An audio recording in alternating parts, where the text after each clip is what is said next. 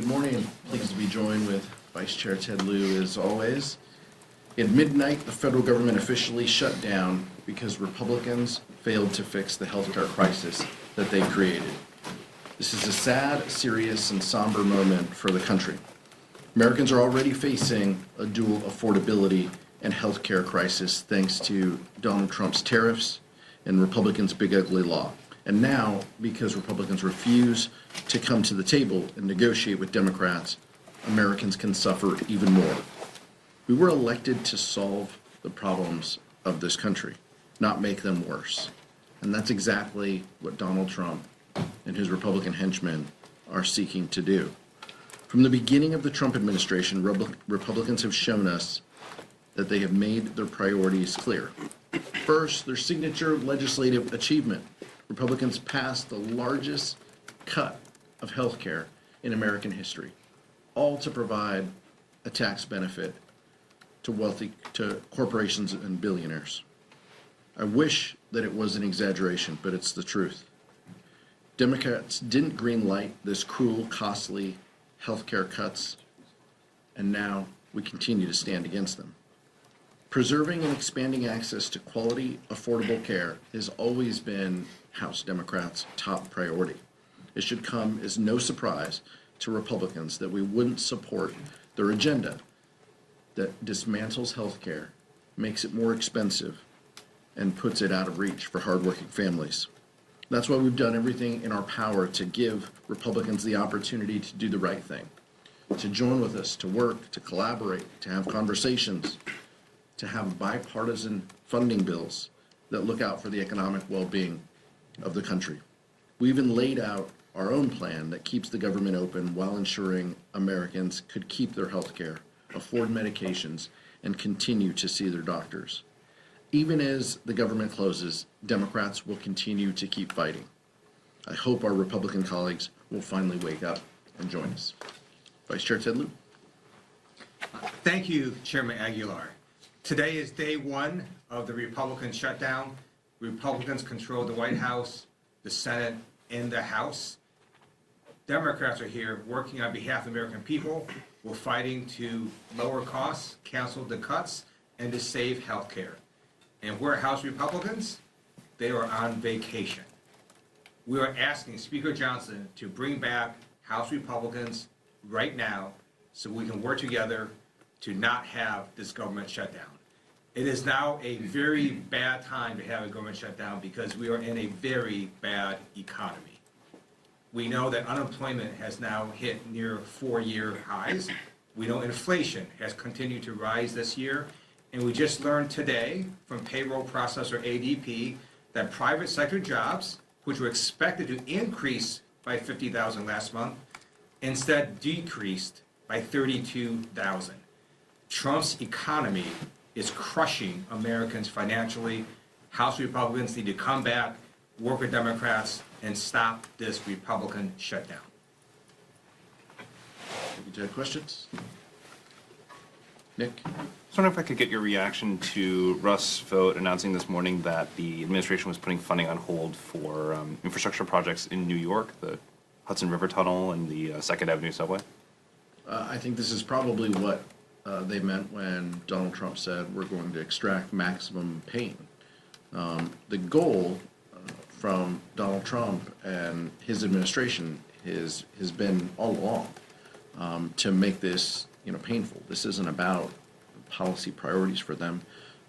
They want to send a message, and if it means hurting people in the meantime, if it means laying people off, if it means congressionally authorized and designated projects don't continue, it's clear that that's what they mean.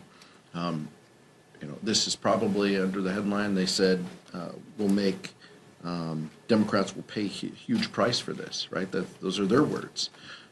So this might mean what they might be what they mean. Look, this is shameful and it's tough, and it shows that we don't have true negotiating partners, over there. They just want to make this difficult. They've been, cheering this on for months and planning for this, and it's unfortunate that this is what Russ Vought decides to do. As Chairman Aguilar said, the Trump administration is inflicting maximum pain on American people, including the people of New York and New Jersey.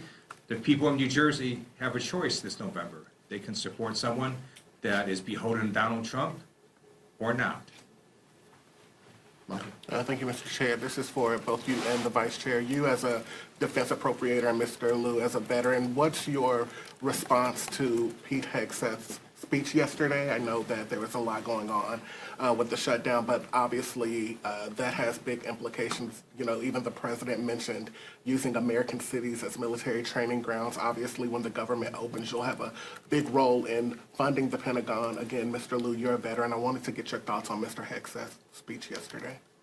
I'll keep mine quick because I'm not the one who's worn a uniform to defend the country like the vice chair.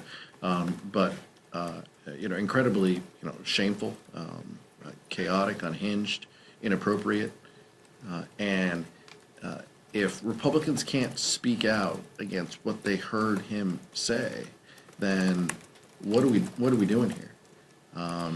All of those points, using service members, putting them in U.S. cities as training grounds, violating posse comitatus. I passed an amendment in appropriations this year that said funds could not be used in violation of posse comitatus. And every Republican, they accepted the agreement. It passed in voice. Chairman Calvert and our Republican colleagues in the full committee of appropriations, passed it. So that's how they feel. They feel this is a non-issue, or they did 2 months ago. I'm curious if they feel things have changed now, and it's unfortunate that we're in this place. But from women not being able to serve in combat, I mean, there's just so many things, Michael. We can go down the litany of terrible ideas and policy positions that the Secretary mentioned. By the way, the most unqualified Secretary of Defense that this country has ever seen. So it's hard to take him serious. It's hard to believe him if his lips are moving either. But that's where we are, and it's unfortunate. And I hope that some of our Republican colleagues start speaking against it. But if past is prologue, then they won't. Thank you for your question. We have the most amazing military in the world. And the leadership of our amazing military, we're all gathered together, hundreds and hundreds and hundreds of them. And Donald Trump and Pete Hegseth were expecting rousing applause and standing ovations from our nation's generals. And they were met with silence. It was a silence of the generals. And the generals knew that what Trump was saying was wrong. We do not deploy American forces against Americans in our cities. Our military is not to be used for domestic law enforcement. It is not trained to do that, and our generals simply sat there silently. It's also illegal for Donald Trump to order U.S. troops against Americans in American cities. A federal judge has said so. We expect the appellate courts and even the Supreme Court to uphold that ruling. Thank you. Representative Liu? Our expectation is that generals and members of the service follow the Constitution and the Uniform Code of Military Conduct. Those are their guiding principles, and it's our expectation. I don't want any of those individuals to resign or retire. I want them to hold strong to the Constitution and the oath that they've taken. Questions? Representative? Representative, sir? I had one No, quick question. I'm sorry. Eleanor, did you? Oh, I didn't have my hand up. Thank you. I'm Doug. sorry. Go ahead. As I know, you're asking for negotiations. That's what you want out of the Republicans, and you made pretty clear what's going to be needed with these Affordable Care Act subsidies as well as the rescissions provisions too. But are you willing to give anything up in order to get that out of this? This is on. Let me back up for those in the cheap seats and for those at home. Republicans control the Senate, the House, and the White House. They must have a plan to solve this, unless they are talking to us. I mean, if they aren't talking to us, then they must have a plan. They need Democratic votes in order to fund government. So it is on them to engage us, talk with us, show up to work, cancel your vacation. come to work, talk with us. We've been having these conversations, we've been pushing to engage since March, by the way, a CR that we didn't support as well. And we have been saying loudly that we have huge concerns from the rescissions that Donald Trump and his administration have executed to not spending resources that Democrats and Republicans have allocated. We have been telling our Republican colleagues for months, these are concerns of ours. And we have told them, work with us, talk with us. And all we got were partisan bills because Speaker Johnson is just interested in being the chair of the Republican conference. He isn't interested, apparently, in being the Speaker of the House and passing things with 218 votes that can become law. That's what he could be focused on, but he's not. He is simply focused on doing what his conference wants, trying to keep them together. It's a shame because as a result, this is what we get. The Vice Chair said it. There were day one here, and it could have gone a different way, but that's not what House Republicans want. Thanks, Mr. Chairman. You guys have over 200 Democrats in the House. You only lost one vote on this continuing resolution when the vote was on it. Yesterday, before the shutdown even started, Senate Democrats lost 3 votes. Are you worried that as this goes on, we could see a repeat of the CR earlier this year and Senate Democrats let us through? It's a question for the Senate, but I will tell you, each of those senators who voted yes, all of them have said Republicans need to come to the table. Republicans need to negotiate. Republicans need to help avoid the healthcare crisis that they have created. Look, I understand the question, but there is unity in message and what we want. That Republicans need to come to the table. Any one of those senators would agree, and many of the senators who voted no on the CR would say the same thing. Thank you. In the past, in shutdowns, we've seen both sides come together and pass certain measures that would fund military members so that they don't go without pay. I'm just wondering, is there any discussion yet? I know it's early in the shutdown, but is there any discussion about doing any supplemental pieces of legislation like that? And I guess part two, more broadly, Republicans will be back in the House next week. Is there any discussion yet about at least coming to the table and starting a negotiation? Well, in order to come to the table, Republicans have to be here. They're not here. They're scattered across the country, across the world, maybe on some trips, on vacation. We're here ready to work, and that part's unfortunate. We want to avert the healthcare crisis that we know is coming. I appreciate you asking about possible legislation. The majority controls the floor. If Republicans want to put pieces of legislation on the floor, they can next week. We are saying, let's avoid this shutdown. Let's end this, and let's have conversations about what's necessary to fix this healthcare crisis that you've created. But we're not going to take pinky promises like Speaker Johnson hands out to his conference, giving them select committees and other things. Like his word doesn't mean much to House Democrats at this point. After backing away from a truly bipartisan CR in December, that's the floor, by the way, of what we need. Democrats and Republicans coming together, agreeing to a continuing resolution. For those of you new to this room, Republicans backed away from that deal, from that bipartisan agreement, when Elon Musk told them to, and then they had a smaller CR in March that we opposed. So that's the stakes of where we are. I don't control the floor. The Vice Chair and I don't control what comes to the floor. We'll handle that when Republicans notice it. But House Democrats stand ready and willing to engage and negotiate to end this shutdown if Republicans are serious about addressing the healthcare crisis that they've created. I just wanted to get your reaction to some fellow Democrats as well as Republicans have said, like the thousands of government workers who are going to go without a paycheck, that some members of Congress should also go without a paycheck. Just wanted to see if you agree with that or what you think about that proposal. Members will make their own decisions on that. We're very mindful of how the shutdown affects government employees, people who work for the federal government, who have been furloughed, people who work here in the United States Capitol, people who work as vendors here in the Capitol as well.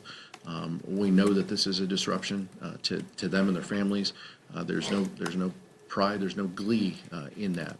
The Constitution indicates that members of Congress get paid, and so that is the current law. Some members will take other positions to have their pay set aside for a moment of time. Every member will make their own decisions. Mike? Thank you.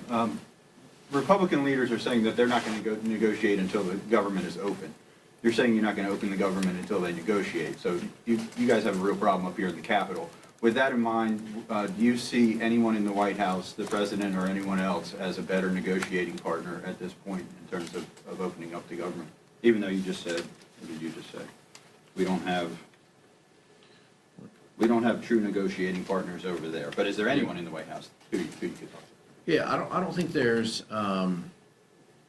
I think it's incredibly difficult, but I think I don't think we trust any deal without Donald Trump in the room and as part of it. House Republicans have proven, even if they agree to something, they have to go back to him to bless it. And so I don't think at this point there's a solution without the president being in the room. And I think Leader Jeffries and Leader Schumer said the same thing in the White House, or something similar to the president in the White House. And I don't think that congressional leaders can push back on that at all. It's proven time and time again to be the case.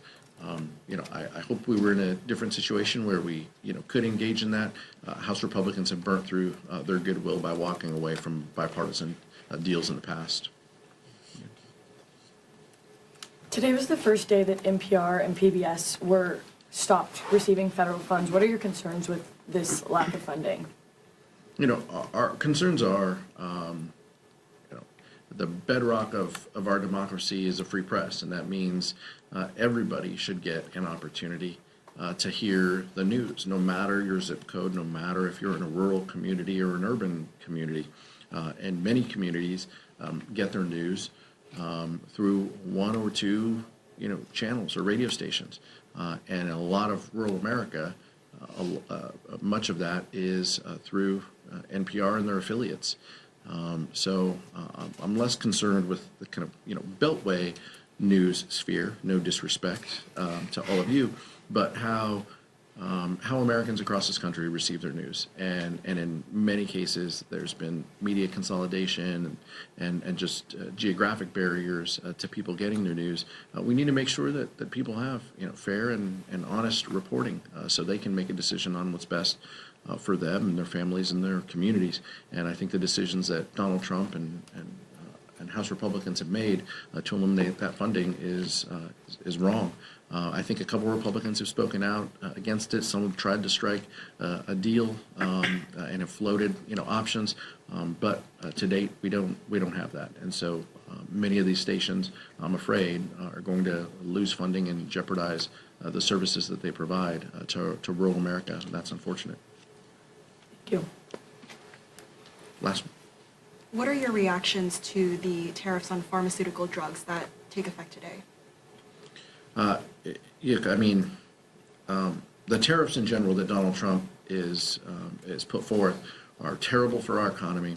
I'm only pausing and withholding because if you wait a day or two, he might pull them back, right? He might pull them back and then put them back on again, off again. It's terrible for the economy. It's terrible for the markets, but more importantly, it hurts people. It adds uncertainty to folks. It raises the cost of health care. It raises the price of prescription drugs.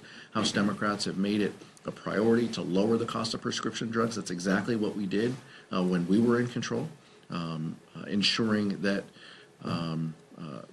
Medicaid has the negotiating power, Medicare has the negotiating power that the VA has in keeping the cost of prescription drugs down. That's a policy that we stand by. That's a policy we would expand if we had our options. We want to lower the cost that people pay for pharmaceuticals. What Donald Trump is doing is raising the costs that pharmaceuticals pay. That is diametrically opposed to what we want to achieve, and it's unfortunate, but it continues down the path of chaos and confusion that his administration has rained upon us for 10 months.